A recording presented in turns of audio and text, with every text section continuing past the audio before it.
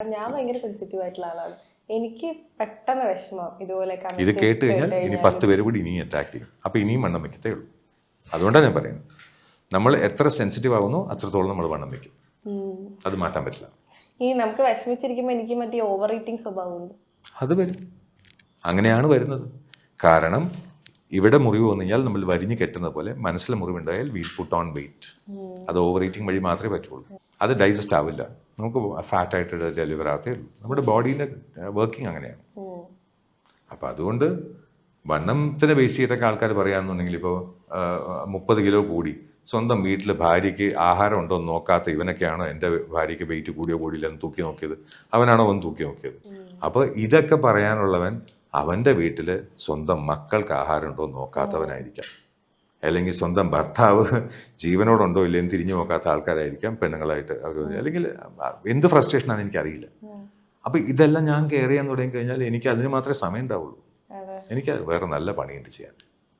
എനിക്ക് എൻ്റെ പേഷ്യൻസ് നോക്കാനുണ്ട്, എൻ്റെ ക്ലയൻസിന് ലീഗൽ ഇഷ്യൂസ് സോൾവ് ചെയ്യാനുണ്ട്, എനിക്ക് എഴുതാനുണ്ട്, എനിക്കത് കൂടാതെ ഓരോ കാര്യങ്ങളും ചെയ്യാനുണ്ട്. ഇപ്പോൾ കഴിഞ്ഞ 3 ദിവസമായിട്ട് ഞാൻ മോർണിംഗ് മെസ്സേജ് എഴുതിയില്ല. എനിക്ക് അത്രയും വർക്ക് ലോഡും സ്ട്രെസ്സും എല്ലാം ഉണ്ടായിരുന്നു. അത് കാരണം ഞാൻ എഴുതിയില്ല. എൻ്റെ അടുത്ത് പല ആൾക്കാരും എഴുതി ചോദിച്ചു എന്തുകൊണ്ട് എഴുതിയില്ല. അത് ഞാൻ ഹ്യൂമനാണ്, ഞാൻ സാധാരണ ഒരു മനുഷ്യനാണ്, ഞാൻ ദൈവമൊന്നുമല്ല. എന്തുണ്ടായാലും ഇങ്ങനെ അങ്ങനെയല്ല. പക്ഷെ എനിക്ക് വറീഡാവാൻ എനിക്ക് താല്പര്യമില്ല. ഇവർ പറഞ്ഞോട്ടെ, മുത്തശ്ശൻ അങ്ങനെയാണ് ഇങ്ങനെയാണ്. സ്വന്തം വീട്ടിലെ മുത്തശ്ശന് വെള്ളം വേണമെന്ന് ചോദിക്കാത്ത ഇവനാണ് എന്നെയൊക്കെ വിളിച്ചിട്ട് നോക്കാൻ പറഞ്ഞത്. നമ്പർ കൊടുത്തിട്ടുണ്ട്. ഇനി നമുക്ക് കുറച്ച് സന്തോഷമായിട്ടുള്ള കാര്യങ്ങൾ സംസാരിക്കാം. അതെന്തായിരുന്നു? എത്ര പൈസ തരാൻ പോവാ? അല്ലെങ്കിൽ നമുക്ക് എന്താണ് പൈസ കൊടുത്തിട്ടാണ് ഇതൊക്കെ ചെയ്യിക്കുന്നതെന്നാണ് പറഞ്ഞത്. ഞാൻ എന്റെ ഇഷ്ടപ്രകാരം ഇവരെ സംസാരിക്കണമെന്ന് തോന്നിയിട്ടാണ് സംസാരിച്ചത്. അതിന് ഞങ്ങൾ പൈസ വാങ്ങിച്ചിട്ടില്ല. ഈ ദിവ്യ ചേച്ചിനെ ഒരു 1 വേർഡിൽ ഡിഫൈൻ ചെയ്യാൻ പറഞ്ഞാൽ എങ്ങനെയായിരിക്കും അത്? കുഞ്ഞുമോൾ. അതിനേക്കാളും ചെറിയൊരു വാക്ക് വേണോ? എൻ്റെ. അത്രയേ ഉള്ളൂ. കേൾക്കുമ്പോൾ നല്ല സന്തോഷം. സത്യമാണ്. അല്ല, എനിക്കത് മനസ്സുകൊണ്ട് പറയുന്നതാണ്, എനിക്ക് ചിന്തിക്കേണ്ട കാര്യമില്ല. ഞാനൊരു 2 മിനിറ്റ് സുന്ദരി എന്നൊക്കെ പറയാം, അങ്ങനെയല്ല. എൻ്റെ. എത്ര കാലം കഴിഞ്ഞിട്ട് സൗന്ദര്യം ഉണ്ടെങ്കിലും ഇല്ലെങ്കിലും എൻ്റെയാണ്. എങ്ങനെയൊക്കെ ആണെങ്കിലും എൻ്റെയാണ്. എന്നെ ഇപ്പോൾ എൻ്റെ അച്ഛനോ അമ്മയോ അവർക്ക് എന്തൊക്കെ സംഭവിച്ചാലും അവരെൻ്റെ അച്ഛനോ അമ്മയോ, അതുപോലെ എൻ്റെ ഭാര്യ. ഇത് എത്രത്തോളം കാലം വേണം എന്ന് കുഞ്ഞുമോൾ തീരുമാനിക്കാം. അതും ആ ഫ്രീഡവും ഉണ്ട്. ഇപ്പോൾ നേരത്തെ ഡിവോഴ്സിൻ്റെ കാര്യം പറഞ്ഞു. ഞാനൊരു ഡിവോഴ്സ് ലോയറാണ്, ഫാമിലി ലോയറാണ്, ഡിവോഴ്സാണ് കൂടുതൽ ഹാൻഡിൽ ചെയ്യുന്നത്. വേണ്ട എന്ന് കുഞ്ഞുമോൾക്കോ എനിക്കോ അങ്ങനെ തോന്നി, അങ്ങനെ തീരുമാനിച്ചു കഴിഞ്ഞാൽ ആ എൻ്റെ എന്നുള്ള ആ വാക്ക് മുറിഞ്ഞു പോവുക. ഒറ്റ വാക്കിൽ ഡിസ്ക്രൈബ് ചെയ്യാൻ പറഞ്ഞാൽ എൻ്റെ. ഒറ്റ വാക്കിൽ പറഞ്ഞാൽ ആ വാക്ക് കോമഡി എന്നാണ് വാക്കിന്റെ അർത്ഥം. ഇപ്പൊ നോക്കി ചിരിച്ചത് കോമഡി അല്ലേ? ഇല്ല ചേച്ചി ഭയങ്കര റൊമാൻറ്റിക് ആയിട്ടാണ് നോക്കിയത്. ഞാൻ നോക്കുമ്പോ അങ്ങോട്ട് തീർച്ച ചിരി വന്നതാ. അതെന്നെ കോമഡി ഒറ്റ വാക്കില്. ചേച്ചി എങ്ങനെ ഡിഫൈൻ ചെയ്യാം? എനിക്കങ്ങനെ പറയാന്നറിയില്ല, എന്നാലും മൈ സ്വീറ്റ് ഹാർട്ട്.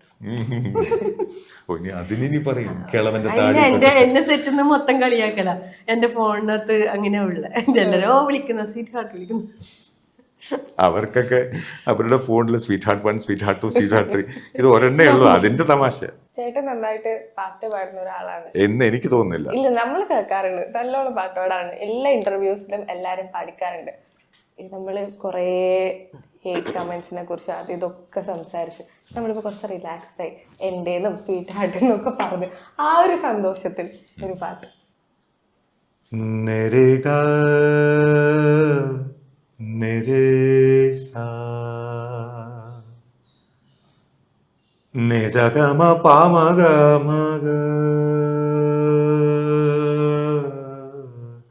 आज जाने की जिद ना करो,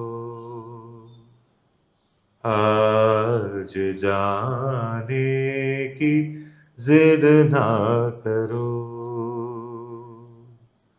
यूं ही पहलू में बैठे रहो, यूं ही पहलू में बैठे रहो, आज जाने की जिद ना करो, हाय मर जाएंगे हम तो लुट जाएंगे, ऐसी बातें किया ना करो, आज जाने की जिद ना करो, आज जाने की जिद ना करो. നല്ല രസം കേൾക്കാം. ഇതിന്റെ മീനിങ്ങും Urdu is a very sweet language. ഇന്ന് പോകണമെന്ന് വാശി പിടിക്കല്ലേ. വെറുതെ എൻ്റെ അടുത്ത് പെഹലു എന്ന് പറഞ്ഞാൽ തൊട്ടടുത്ത്, പെഹലു എന്ന് പറഞ്ഞാൽ പെഹല എന്ന് പറഞ്ഞാൽ ആദ്യം, പെഹലു എന്ന് പറഞ്ഞാൽ തൊട്ടടുത്ത്, ഇങ്ങനെ തൊട്ടടുത്ത് ഇങ്ങനെ ഇരുന്നാൽ മതി.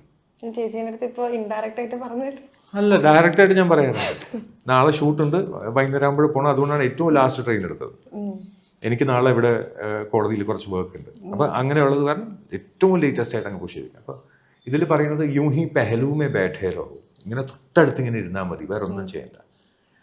ഞാൻ ചിലപ്പോൾ അങ്ങ് ഇല്ലാണ്ടായി പോകും. ഹായ് മർ ജായെങ്കെ ഹം തോ മിറ്റ് ജായെങ്കെ ऐसी बातें क्या, ഞാൻ പോകുന്നു എന്ന് പറയുന്ന ആ വാക്ക് പോലും പറയല്ലേ എനിക്ക് താങ്ങാൻ പറ്റില്ല. ഉറുദുവിൽ എഴുതുന്നതിൻ്റെ ആ ഭംഗി ഒരു പക്ഷേ മലയാളത്തിൽ ഏതൊരു വ്യക്തി എഴുതിയതാണ്, എനിക്ക് ഒത്തിരി ഇഷ്ടപ്പെട്ടതാണ്. OMV സാറിൻ്റെ ഒരു വരികൾ, ഐ മിസ് യു എന്നുള്ള വാക്കിന് തുല്യമായിട്ട് മലയാളത്തിൽ ഒരു പാട്ടേ ഉള്ളൂ. അരികിൽ നീ ഉണ്ടായിരുന്നെങ്കിൽ എന്ന് ഞാൻ ഒരു മാത്ര വെറുതെ നനച്ചു പോയി.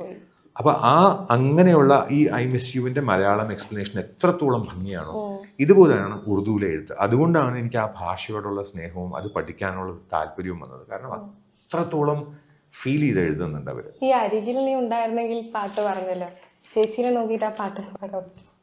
അരികിൽ നീയുണ്ടായിരുന്നെങ്കിലെന്നു ഞാൻ ഒരു മാത്ര വെറുതെ നനച്ചുപോയി, ഒരു മാത്ര വെറുതെ നനച്ചുപോയി.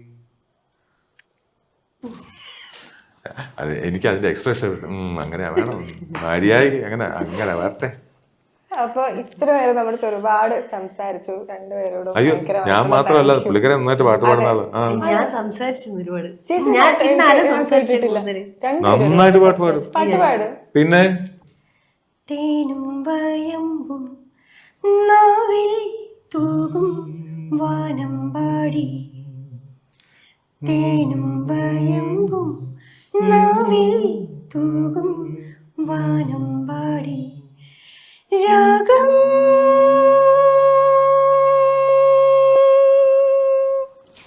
ശ്രീരാഗം പാടൂ നീ വീണ്ടും വീണ്ടും വീണ്ടും വീണ്ടും, തേനും വയമ്പും നാവിൽ തൂകും വാനം പാടി.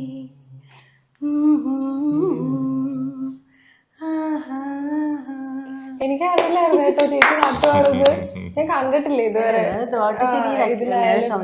നന്നായിട്ട് പാട്ട് പാടും, നന്നായിട്ട് സംസാരിക്കും, നന്നായിട്ട് കുക്ക് ചെയ്യും, നന്നായിട്ട് എല്ലാ കാര്യങ്ങളും ചെയ്യും, നന്നായിട്ട് അഭിനയിക്കും. എന്താണ് മോശമായിട്ട് ചെയ്യുന്നത്? മോശമായിട്ട് ചെയ്യുന്നത് ഇങ്ങനെ നട്ടലില്ലാത്ത ഇവരുടെ കമന്റ്സ് ഒക്കെ കേട്ടിട്ട് വരിയിലാവുന്നു. അത് മോശമായിട്ട് കാര്യം. ഞാനൊരു പച്ചയായ മനുഷ്യ സ്ത്രീയാണ്.